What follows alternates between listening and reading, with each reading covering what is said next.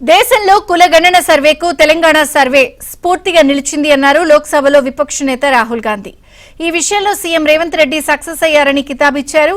కులగణనపై ఢిల్లీలో ఇచ్చిన power point presentation లో పాల్గొన్న రాహుల్ దేశంలో 50% రిజర్వేషన్ పరిమితి గోడల్ని బద్దలు కొట్టాలన్నారు.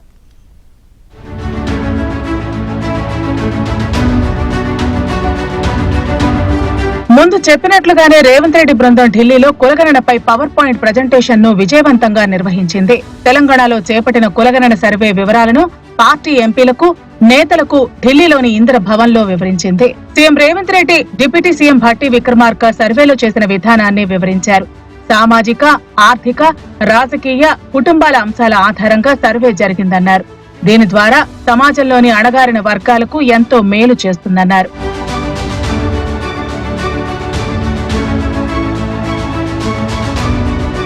తెలంగాణ మోడల్ అంటే ఏమిటో తెలిపేందుకే ఢిల్లీలో కులగణనపై ప్రజెంటేషన్ ఇస్తున్నట్లు తెలిపారు సీఎం రేవంత్ రెడ్డి.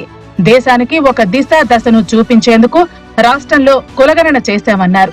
భారత్ జోడో యాత్రలో కులగణనపై రాహుల్ ఇచ్చిన హామీని తెలంగాణలో అధికారంలోకి రాగానే సమర్థవంతంగా పూర్తి చేశామని వివరించారు. దాదాపు 100 ఏళ్ల తర్వాత కులగణన చేపట్టినట్లు పేర్కొన్నారు. బీసీలపై ప్రధాని మోదీకి నిజమైన ప్రేమ లేదన్న రేవంత్ రెడ్డి దేశం కోసం కాంగ్రెస్ మాత్రమే త్యాగాలు చేసిందన్నారు.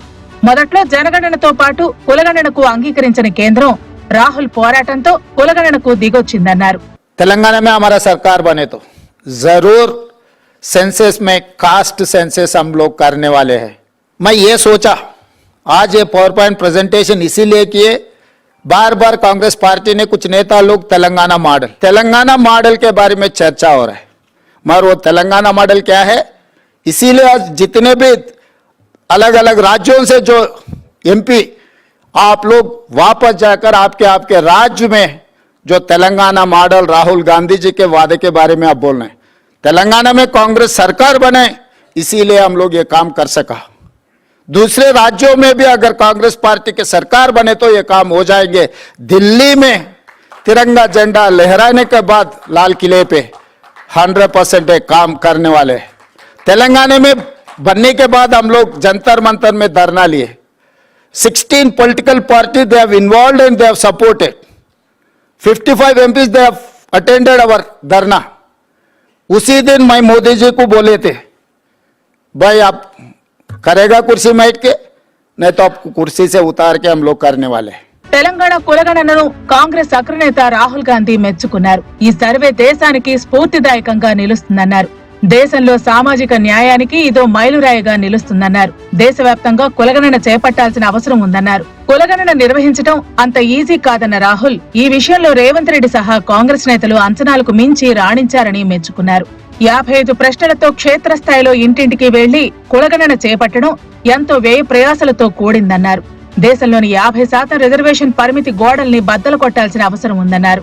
Revanth Reddy, other leaders of Congress party, they exceeded my expectations very easily. Not only did they do the caste census in the spirit that it should have been done. You can do something in the right spirit and then you can do it incompetently. So they did it in the right spirit, and I can say with certainty that the level of competence with which they've done it. అంతకు ముందు CM Revanth రెడ్డితో పాటు కాంగ్రెస్ నేతలు మల్లికార్జున ఖర్గేతో పాటు రాహుల్ గాంధీతో భేటీ అయ్యారు. 2 గంటల పాటు కులగణన, బీసీ రిజర్వేషన్ పై చర్చించారు. రాష్ట్రంలో సర్వే చేసిన విధానాన్ని వారికి వివరించారు. బీసీ రిజర్వేషన్లకు బీజేపీ వ్యతిరేకంగా ఉందన్నారు టీపీసీసీ చీఫ్ మహేష్ గౌడ్. బీసీలకు ఇచ్చే రిజర్వేషన్లను బీజేపీ, బీఆర్ఎస్ వ్యతిరేకిస్తున్నాయని మండిపడ్డారు. రామచంద్రరావు గారు ఇచ్చిన స్టేట్మెంట్ వల్ల అర్థమైంది ఏంటంటే బీజేపీ పార్టీ బీసీలకి ఇచ్చే రిజర్వేషన్ వ్యతిరేకిస్తున్నారు. ఇది స్పష్టంగా కనబడతా ఉంది. గతంలో బీఆర్ఎస్ పార్టీ కూడా 33% ఉన్నటువంటి రిజర్వేషన్ 22% తీసుకొచ్చి బీసీలకు వెన్నుపోటు పడిచింది. ఇవాళ బీజేపీ పార్టీ కూడా శాసనసభలేమో ఓటేశారు, బిల్లుకు మద్దతు ఇచ్చినారు.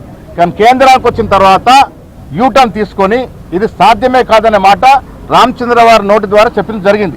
దీనివల్ల అర్థమైంది ఏంటంటే బీజేపీ పార్టీ, కేంద్ర ప్రభుత్వం బీసీల పట్ల వ్యతిరేకంగా ఉందని స్పష్టమైంది. అందుకే మేము రాహుల్ గాంధీ గారు న్యాయ యోధ లెవెల్లో ఓబీసీ కార్డుని ఒక ఉద్యమంలో తీసుకొచ్చిన మహానాయకుడు రాహుల్ గాంధీ గారు.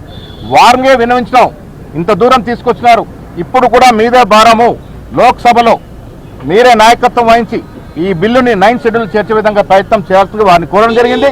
ఖర్గే గారు కూడా తన సంపూర్ణ మద్దతుని వ్యక్తం చేయడం జరిగింది. మొత్తం మీద తెలంగాణ కాంగ్రెస్ కులగణన బీసీ రిజర్వేషన్ పై అనుకున్నట్లుగానే సక్సెస్ఫుల్ గా ముందుకు వెళుతోంది.